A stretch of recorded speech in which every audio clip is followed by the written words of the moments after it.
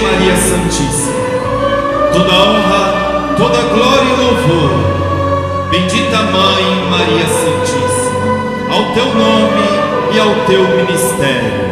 Adoramos-te porque, como nossa Mãe Celestial, digna és de ser venerada e adorada pelos filhos de Deus. Salve, ó agraciada, o Senhor é contigo. Através de ti, conhecemos Jesus, nosso eterno Salvador.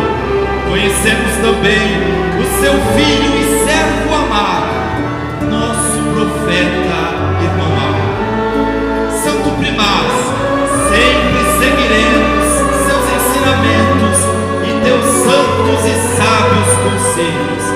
Estaremos sempre contigo nesta grande obra de salvação.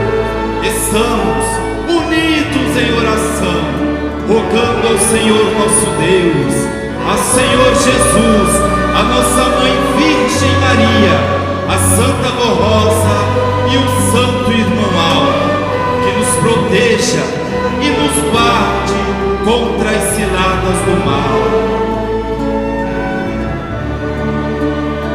E que esteja sempre conosco nesta grande obra de salvação. Louvado e agradecido seja todo o poder celestial.